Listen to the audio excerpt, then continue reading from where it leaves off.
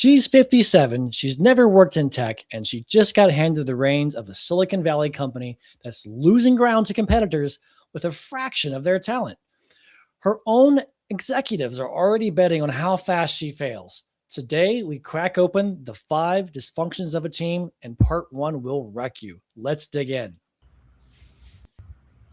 Woo! Welcome back to the Sedaris Leadership Lounge Book Club, where we turn the books on your shelf into skills you actually use. I'm your host today, Chris Duncan, and I'm joined by my 3 best book reading buddies, Shannon McCoy, Ooh. Alan Edwards, Howdy, y'all. and Jay Jacobson.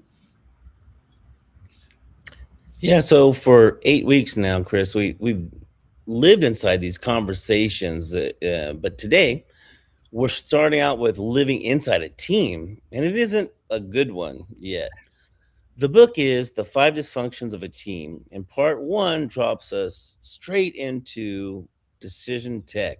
It's a Silicon Valley company with real talent, real funding, everything except a team that actually functions.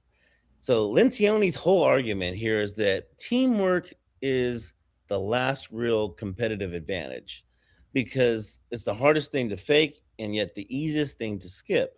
So part 1 is where you watch that gap start to show. So consider one question as we're reading today. If a total outsider was to step in and sit in on one of your team's next meetings, what would they notice within 5 minutes that you've already stopped seeing? I'm really excited about this book, and I think this is going to be a lot of fun. If you haven't started reading The 5 Dysfunctions of a Team, or you want to hear our take on the last book, Crucial Conversations, which was also a stellar book, every past episode is waiting for you on our website at sedaris.com/book club.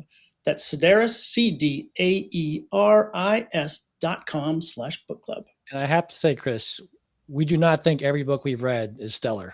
That is so true. No. Go back far enough and we'll see. Yeah, I know we have not been very critical of books on purpose because we don't want to be Debbie Downers, but we've had some flaming bags placed on our doorstep. And again, it's up to personal opinion, but that's why people tune in to listen, is because maybe they can avoid the flaming bag, or maybe they want to hear about a good one. Jay, we're going to start with you today, but first I want to introduce everybody to the book. That way we can have some good context about what we're talking about. If you have a question, though, while we're going through this, you have a thought, or you just want to say hi, go ahead and drop it in the chat. While you're down there, hit the like and subscribe button so you don't miss next week's episode. The 5 Dysfunctions of a Team is a parable, which I really love because it reads like fiction. And I like imaginary life better than real life. So this is really a great fit. But it reads really nice. For those that read a lot of business books, they are textbooks usually. So they don't read like a story. And this really reads well like a story. It's good on the ears if you're listening to it, and an easy read. But this book introduces us to a fictional company named Decision Tech. It's a Silicon Valley startup. We meet Decision Tech's teams, the team for the first part, in the first part of the book, in part 1. We meet the team through the eyes of Catherine, who is their new CEO. Catherine is a retired executive who's coming out of retirement at the request of the chairman of the board to fill a spot left by the last CEO, whose name is Jeff. Jeff was removed as the CEO because the board felt the company was missing its revenue targets, it was losing ground to its competition, and in general, it had poor morale across the organization. I feel like I should get some popcorn out to listen to the story. Yeah, we should. Yeah. I was thinking this might be a good episode to introduce the 2 robots behind me that are making comments as we narrate this. What are you talking about? Mystery Science Theater fans out there. Okay. Catherine, to continue, Catherine is met with skepticism because she's more of an old school leader. She comes from the automotive industry, not the tech sector. But the board agrees to hire her because of her reputation. She has a reputation for turning around underperforming companies and making them perform well. And of course, that's what boards want for their investors. First week on the job, Catherine turns a lot of heads and creates a lot of doubt because she breaks the company norms. She doesn't hold any large meetings. She doesn't make any large announcements. She doesn't issue any sweeping directives. She just simply listens and watches and has one-on-ones with people. To the extent that she actually doesn't take over some of Jeff's role in the sales meeting. She lets Jeff continue to run the meetings. So that's where we start. Alan, there's a cast of characters that we need to get introduced to quickly. So would you please introduce us to the cast? Yeah, it's a large cast, and let's do it though, because it's kind of fun to dive into a parable and understand who's talking and what their perspectives are. First up, we have Jeff Shanley. He was a co-founder of Decision Check, former CEO, removed by the board and replaced by Catherine, and he graciously accepted the VP of Business Development to get out of this quagmire. Then we have Mikey Myers. Oh, that's funny. Yeah, it's a woman though. So Mikey Myers, a woman. Marketing, she's brilliant at her craft, but a bit dismissive and openly disrespectful of colleagues. Known for her audible eye rolls. Picture that if you have a teenager. Then you have Martin Gilmore, the CTO, a founding engineer. He's aloof, probably brilliant, known to work on his laptop during meetings. Oh no. And then you have J.R. Rodriguez in sales. He's agreeable in the room, but unreliable on follow through and tends to avoid conflict. Carlos Amador, customer support, quiet, uncomplaining, carries extra work without protest, which on the surface, I kind of like that for the customer support role. You have Jan Marcino, the CFO, detailed, focused, and rigid, protective of budget. Also sounds ideal for the role on the surface. And then you have Nick Farrell, Nick Farrell, the COO, hired for a large expansion that never happened, underused, and perhaps resentful, and will let anyone and everyone know his grievances. Feels he's the most valuable asset in the room. And a good COO can be, but let's see how this pans out. Yeah. Oh yeah, this is going to be fun. What's interesting is this is a very relatable and somewhat average cast. Like I feel like this is a very good snapshot of a lot of companies, and so this is a good setup. So Catherine, through her observations during the first week, determines that the individuals, the staff and cast that she's got here are talented, but still things aren't functioning well. And that's of course why she's hired, is to fix this problem. So she announces a 2-day offsite meeting, and she starts the offsite meeting with a very bold and factual statement, and that is that Decision Tech is more experienced, has better talent, has more cash, has better tech, and has a stronger board, but they're behind all of their competitors in revenue and growth. And her diagnosis is teamwork. So she's flat out like it's not you, it's us.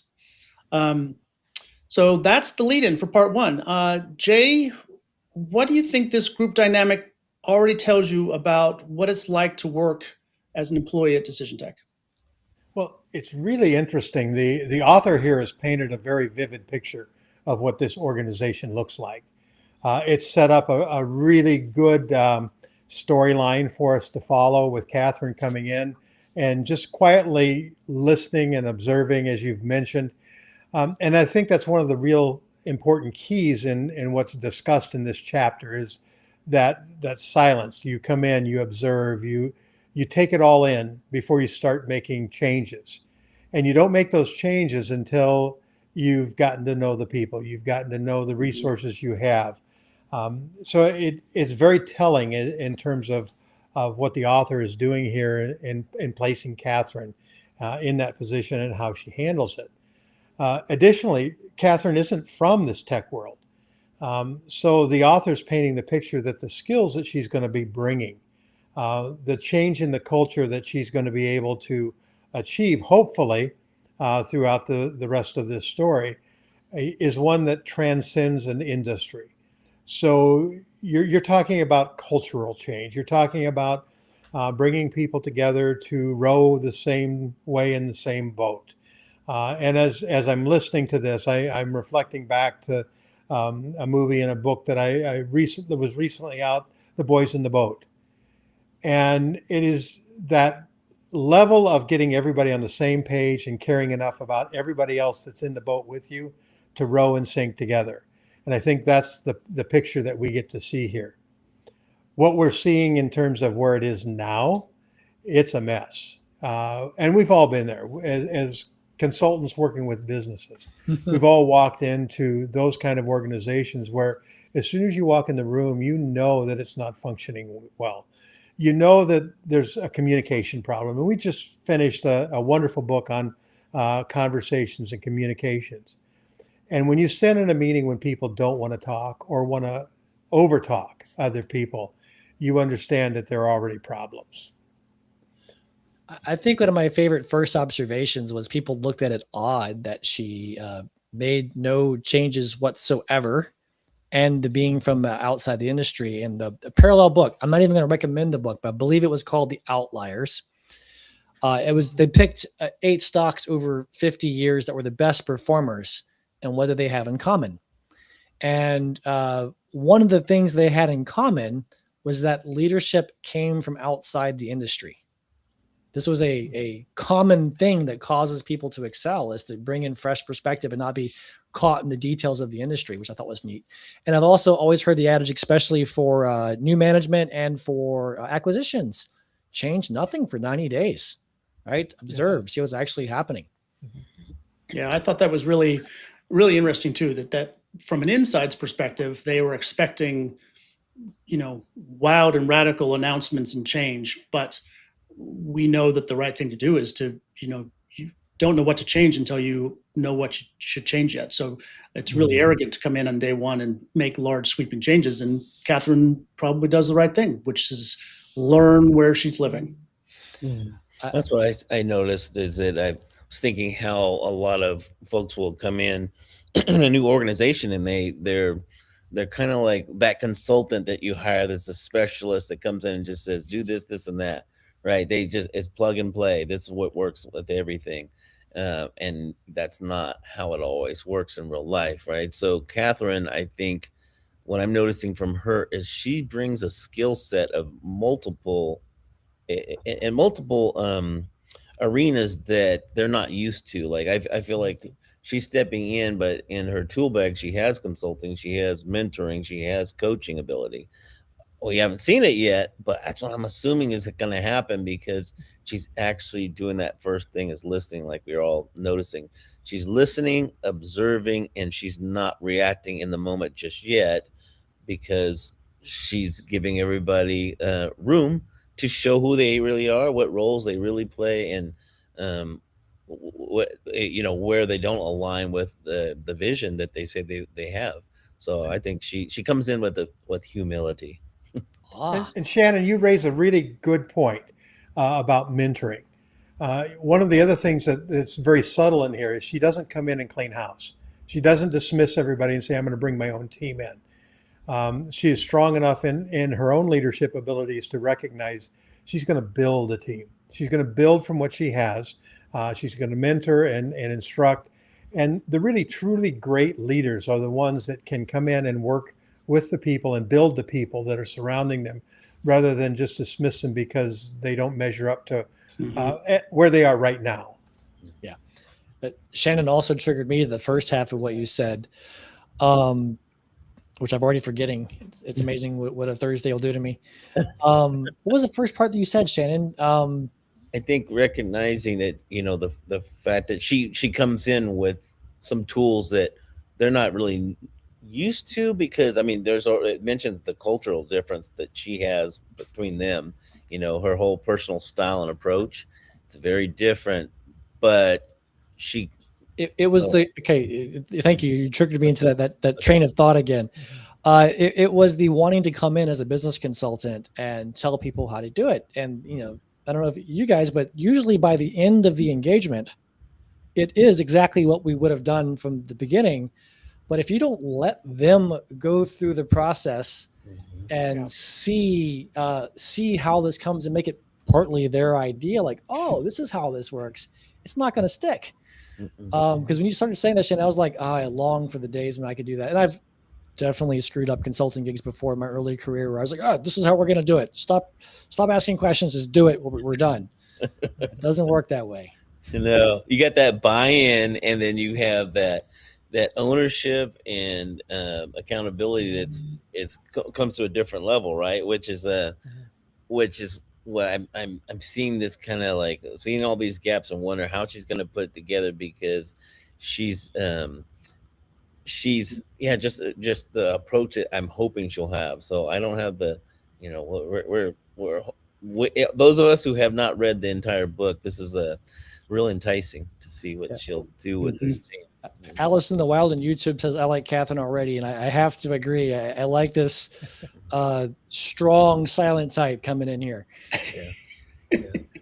But contemplative, like she's strong and silent, but we feel like that, there's intention behind it. And one of the other interesting things about the way the author writes this in a parable, it's a story. It isn't a textbook. It isn't, when we're talking about coming in and telling people what to do, the story teaches the why behind. And so it brings people along. And it's the same way with this book. The author isn't just telling us what we need to do to fix. He's painting it in a story form. And so we understand the why behind what the decisions are going to be made.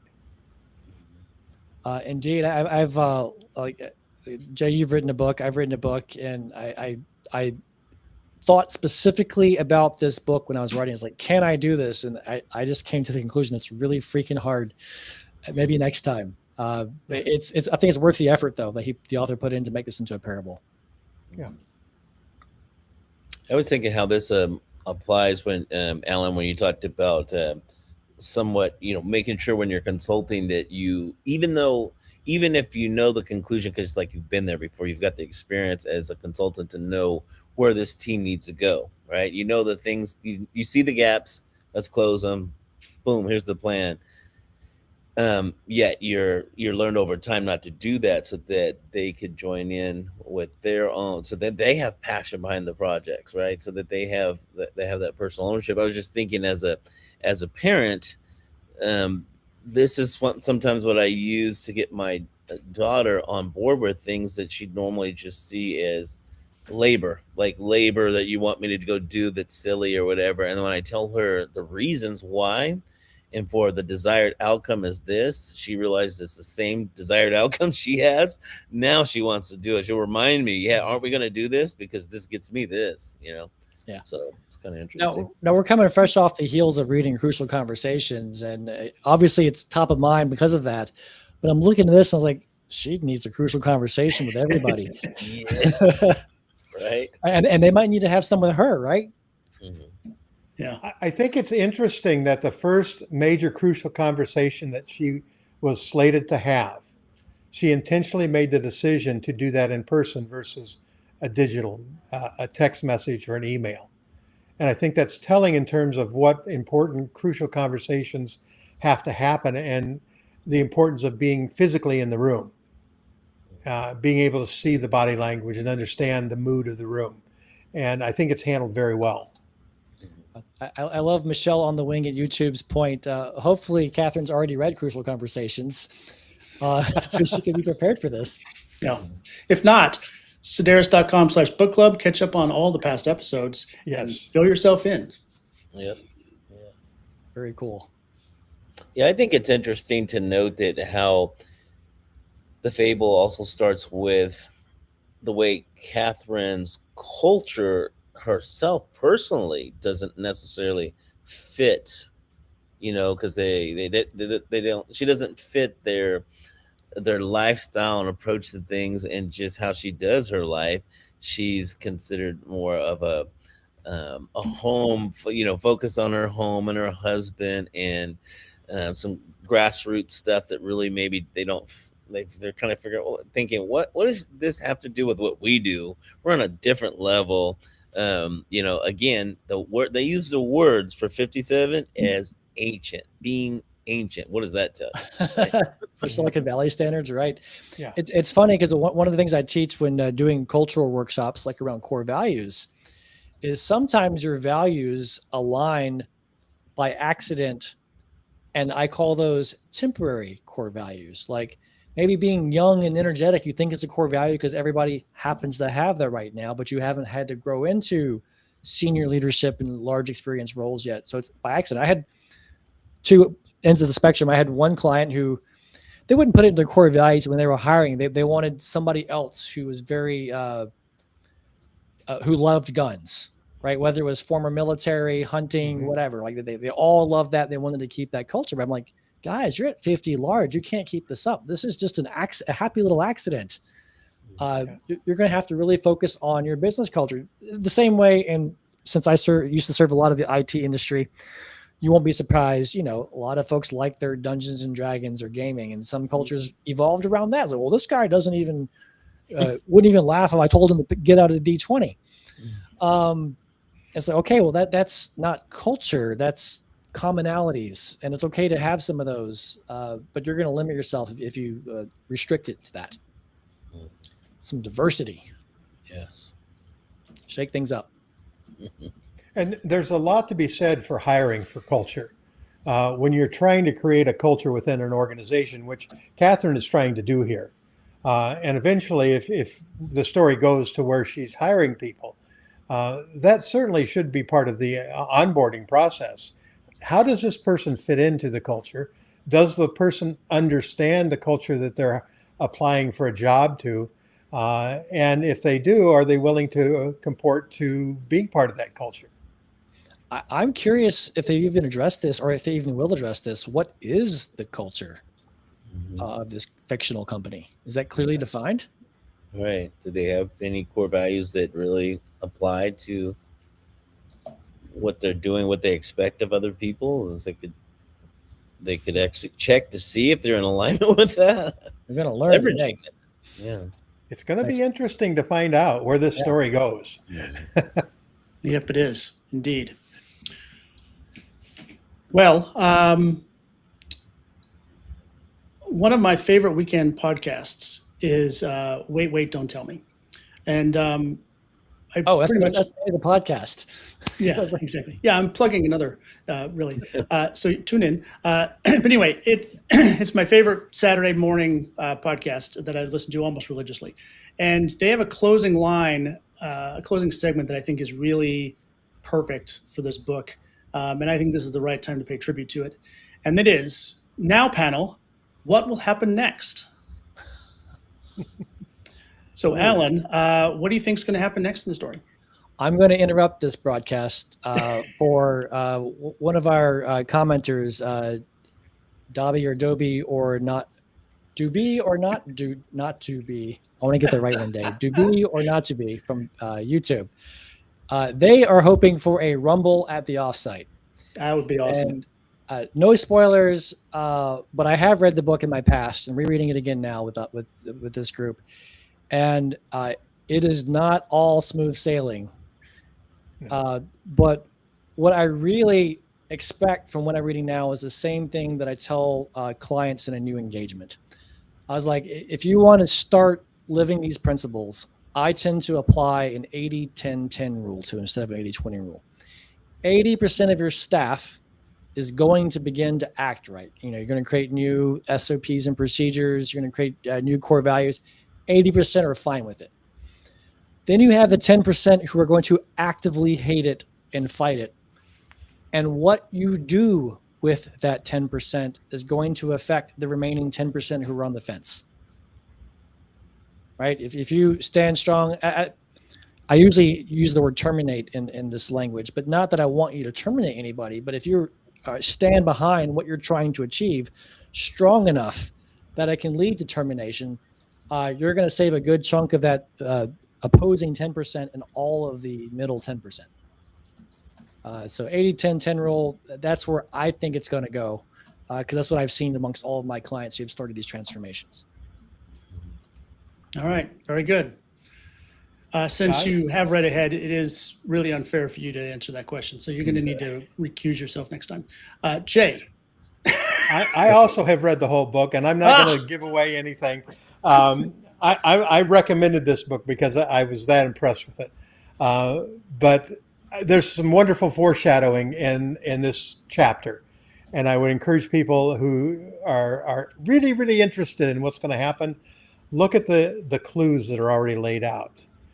Things are going to change. People are not going to be happy. And as with every good story, and this is a story, wonderful things happen. So how is that going to unfold? Who's going to be there in the end? Who's not going to be there in the end? And what's it going to look like? We have to stay tuned to find out. Does Catherine even make it?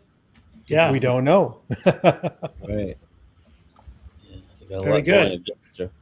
Shannon, what about you? Yeah. What's going to happen next? I think what's going to happen next is her style and approach is going to continuously cause that pushback. And I think that they're going to just question whether they had made the right hire. And, because it's, somewhat of a gut feel, I guess, because this chairman who wanted to hire her, what was his reasonings for hire? He saw that she has a different culture, but I'm sure that he knows that's going to shake up his organization. So maybe that's what he wanted. But I see a lot more pushback coming. And I have to say, many times I've thought about somebody who's a CEO or a consultant that comes into an organization, lays it out, and says, "Hey, this, and that." And I noticed that rarely do you have someone that comes in and is quiet and observes and doesn't just react in the moment. So I'm saying, I guess I have a question for everybody else. Which one is more brave? Which one is stronger? Because a lot of times we give accolades to the ones who go and make it happen and change things. Well, yeah, there's a character in that a lot of us could appreciate. But what about the person who actually listens and as Alan pointed out earlier, like gets that buy-in from the group, and also is really looking to help them see pointedly the habits that they need to change potentially, right? Not just some vague, like we just need to do this, but some habits that they can change. It helps them to be better individually, a higher performer, right? So for the rest of their future, I see that as the brave one. The bravest is to be able to go in and listen and don't just like gush all of your experience on these people. Yeah, indeed. Well, I think that's a great summary, and tune in next week. We'll find out if any of those things happen. And if you've been following along, place your bets on Polymarket because you could win billions on this. That's part one of the book, Five Dysfunctions of a Team. We have a team set up that has plenty of talent and nowhere near enough trust, and a new CEO has spent her first weeks just watching before she said a word. Next week, Catherine takes the Decision Tech team off-site to Napa. And part two is where we start forcing the conversations into this team and making them have those critical conversations that they have been avoiding. Will there be wine involved in Napa? Yeah, you know what? It sounds, the betting team says that there's definitely a swimming pool involved. So there probably, if somebody's going to fall into the pool, there's probably wine involved at least. The only other thing that ever happens in Napa with wine and swimming pools is dancing on a piano. So that could be section 3. Don't give away the ending. I know, don't give away the ending.